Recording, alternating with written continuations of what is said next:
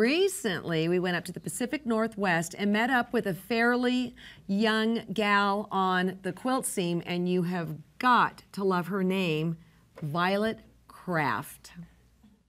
I'm a licensed textile designer for Michael Miller Fabrics. They licensed my designs and printed on their fabric, and we work together to make beautiful, beautiful fabric. I am a wife, a mom, and a maker. I call myself a maker because I'm not just a fabric designer, and I'm not just a sewer, and I'm not just a pattern designer. I like to make in every single thing that I do.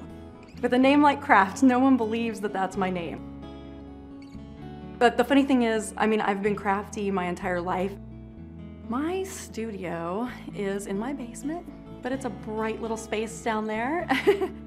My ideas come from everywhere. My current collection, Peacock Lane, is named after Peacock Lane, which is the Christmas street here in Portland, Oregon. And there are hints of Portland all over in the fabric. The peacock is inspired off of a peacock that lives in my mother-in-law's backyard, that she actually is not fond of, but my children and I love.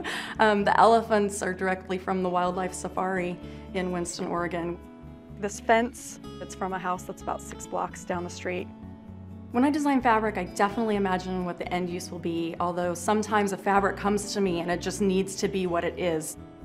I do a lot of my design work off of photographs. I will go out and spend hours photographing flowers and trees in the breeze, like to just see what they do and how they move. It doesn't always happen that way.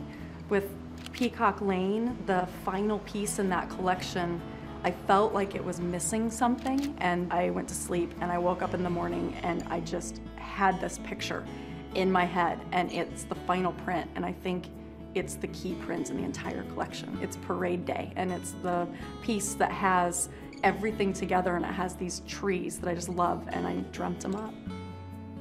When I first started to design fabric, I really felt that it was going to have a very specific look, and then after I sat down and started designing my fabric, it took on a life of its own. I mean, I think that's the part of the creative process, is you don't always know exactly what you're gonna give yourself.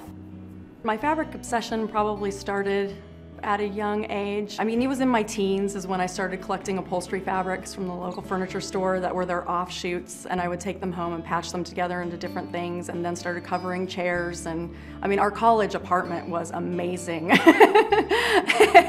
It was very well crafted. I made my first quilt when I was 19. I then took a 20-year break from quilting. I was a web architect at Enron when they started to close and collapse, and they came to us and said, if anybody wants out, please raise your hand now. Otherwise, we would like to keep you for 2 weeks. Does anybody want out? And I'm in a large room of people, and I'm in the front row, and I'm whew. And then I turn and I look behind me, and I'm the only hand up in the entire room. And I left, and I am the only person that my severance checks didn't bounce. And I knew exactly what I wanted to do and where I wanted to go, and that was at home with my kids.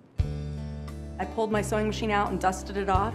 Hadn't seen it in a number of years. Was amazed that it still worked after all the traveling and shipping that I had done with it. And I started making things for my daughter. And then I started selling those things on eBay. And then I think 6 months later, put together a wholesale collection and went to my first trade show. I had a children's clothing line called Kung Fu Bambini. It was everyday clothing made in a very beautiful way.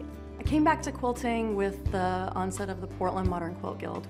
You know, just being there and being around other people that feel similar to the way you do, that are at the same stage in their life that you are, that have a very similar design sense that you do, the inspiration is just overwhelming, and I haven't stopped since. I wanted to really diversify, and so I made this bag where I thought that I could include everyone's prints that I really loved. And I wore that bag and I walked by Amy Barrickman of Indigo Junction, and she just pulled me off the floor and she was like, what is that bag? Whose pattern is it? And I said, well, it's my bag. I just made it for market. And she's like, do you want to do it for us? I said, absolutely. And so while I was there showing my collection to Michael Miller Fabrics, I also licensed with Indigo Junction to do my sewing patterns. My favorite part of what I do with quilting is I don't know. And I think it's fun to find out. I like to jump into it and then figure out later what it is.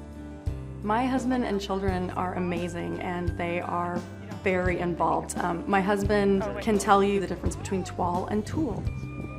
You know, I think his most prized possession in the world is the quilt that I made for him. I suggested that we take it with us camping a couple of weekends ago, and I couldn't believe his reaction that I suggested that the quilt leave the safekeeping of our home.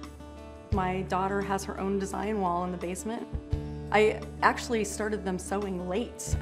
I didn't want them to learn to sew when they were frustrated. I was afraid that the frustration would overtake their passion for wanting to do it. I blog about everything in my life. I definitely blog about my designs and about what I'm doing around in my house. My best advice for new quilters is just don't stop or get deterred. I know it's very easy to get deterred and think that something is going to be too hard or too difficult. I don't believe in failure. When I set my mind out to do something, I do it. When I decided that I was going to start a wholesale collection and I was going to take it internationally, I just did it. I don't ever tell myself that I can't do it.